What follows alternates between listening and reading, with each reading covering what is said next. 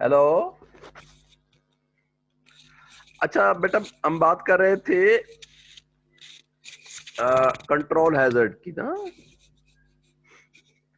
तो control hazard के बारे में दोबारा सुनेंगे कि ऐसा तरीकाकार, ऐसा प्रॉब्लम्स जो उस वक्त तक हो जाते हैं जब ब्रांचेस जो हैं उनको डील किया जा रहा हो। यानी कि आपका कोड जो है, आपका प्रोग्राम जो है, उसमें ब्रांचेस मौजूद हैं, तो उसकी वजह से प्रॉब्लम क्रिएट हो जाता है। तो ऐसे प्रॉब्लम्स जो हैं वो कंट्रोल हैजर्ड कहलाते हैं। जैसे एक स्टेटमेंट लिखी हुई है, a is equal to a is greater than b। If a is greater than b then ये परफॉर्म करो, अदरवाइज कोई और सेट ऑफ इंस्ट्रक्शन है उसको परफॉर्म करना है। अब इस एग्जांपल में जब तक ये डिसाइड होता है कि ए बी से बड़ा है या नहीं है, तो तब तक जो इंस्ट्रक्शन जो है इसके पीछे है वो पाइपलाइन के अंदर घुस चुकी होती है। ठीक है।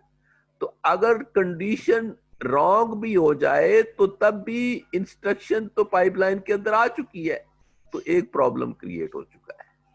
तो ऐसे प्रॉब्लम्स जो हैं वो कंट्रोल हैजर्ड कहलाते हैं और इनको ब्रांच हैजर्ड भी कहते हैं।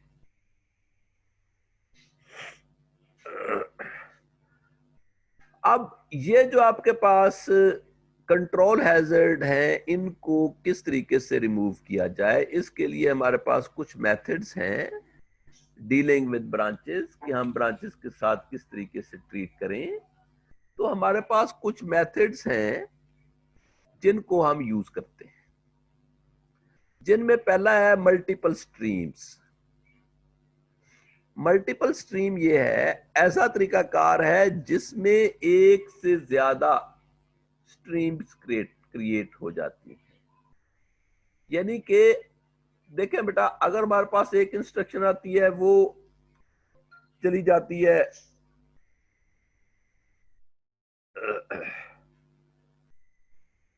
एक इंस्ट्रक्शन आती है, उसकी एग्जीक्यूशन हो जाती है, फिर दूसरे की, फिर तीसरे की। तो ये जो तरीकाकार है, this is called as pipeline और stream. This method of dealing with instructions is called streams। तो ये एक स्ट्रीम होती है। जैसी ये स्ट्रीम क्रिएट हुई है ना, वैसी ही दूसरी स्ट्रीम क्रिएट हो जाए। यानी कि जब जब हमारे पास कोई ऐसी इंस्ट्रक्शन आती है जिसमें कहा गया है कि if A is greater than B, then एक दूसरी स्ट्रीम क्रिएट हो जाए तो उसका रिजल्ट के मुताबिक दूसरी स्ट्रीम जो है वो उस पोर्शन ऑफ इंस्ट्रक्शन को परफॉर्म शुरू कर दे जो ब्रांच के अगेंस्ट परफॉर्म होना होता है। तो ये जो तरीकाकार है, ये स्ट्रीमिंग का तरीकाकार कहलाता है, जिसमें मल्टीपल स्ट्रीम्स हैं। अब जब जब भी नॉर्मल एग्जीक्यूशन या नॉर्मल स्ट्रीम के अंदर कोई ब्रांच आएगी, तो एक और स्ट्रीम क्रिएट हो जाएगी जो एग्जीक्यूट करेगी उस पोर्शन को जिसने परफॉर्म होना होता है कंडीशन के ट्रू या फॉल्स के होने के ऊपर। तो ऐसा तरीकाकार जो है वो मल्टीपल स्ट्रीम कहलाता है। तो ये मेथड भी जो मैंने आपको बताया है उसी से रिलेटेड है कि वो पोर्शन जो है उसको वो परफॉर्म करता है। तो इस तरीके से कंट्रोल हैजर्ड जो है उसको रिमूव कर दिया जाता है। उसके बाद दूसरा मेथड है हमारे पास prefetch branch target. Prefetch branch target ऐसा तरीकाकार है जिसमें हम जब जब कोई ब्रांच आती है तो हम पहले ही प्रिडिक्ट कर लेते हैं कि ब्रांच आने वाली है, यानी कि कोई कंडीशनल स्टेटमेंट आने वाली है।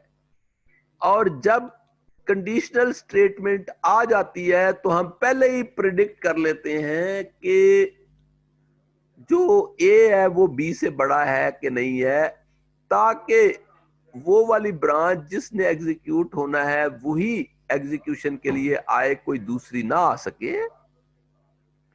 तो ऐसा तरीकाकार जो है वो प्री फेच ब्रांच टारगेट कहलाता है। ठीक है,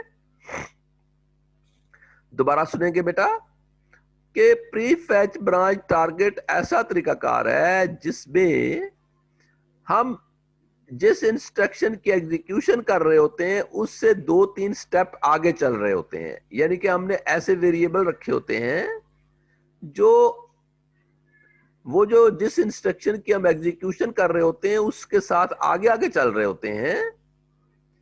तो क्या होता है कि जब जब कोई कंडीशनल स्टेटमेंट आ जाती है तो हम उसको पहले ही प्रिडिक्ट कर लेते हैं कि इसके अगेंस्ट किस ब्रांच की एग्जीक्यूशन होनी है, किस पोर्शन की एग्जीक्यूशन होनी है, फिर उसी पोर्शन को हम पाइपलाइन के अंदर इंटर होने देते हैं जो कंडीशन के ट्रू होने के ऊपर परफॉर्म होनी होती है।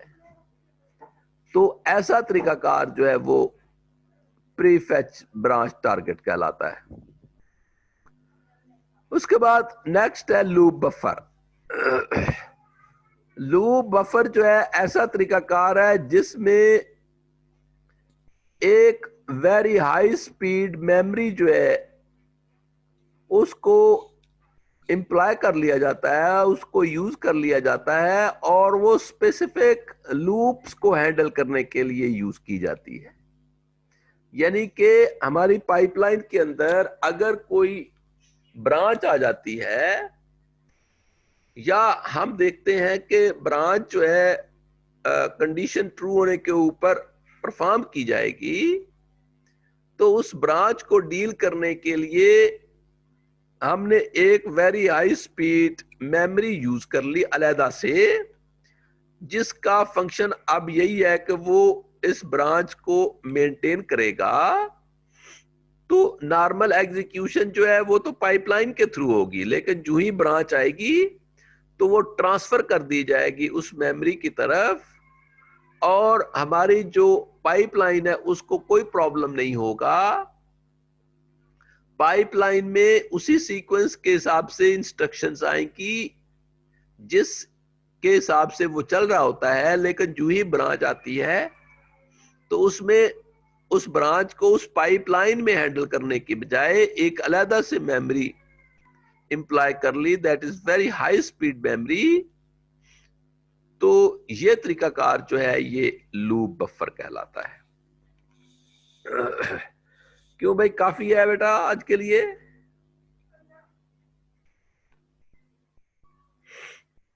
आप ये सर बहुत है आज के लिए। हाँ, मेरा ख्याल काफी है। ठीक है, तो प्रीवियस भी मैंने वीडियोस अपलोड कर दी थी, इसको भी अपलोड कर दूंगा।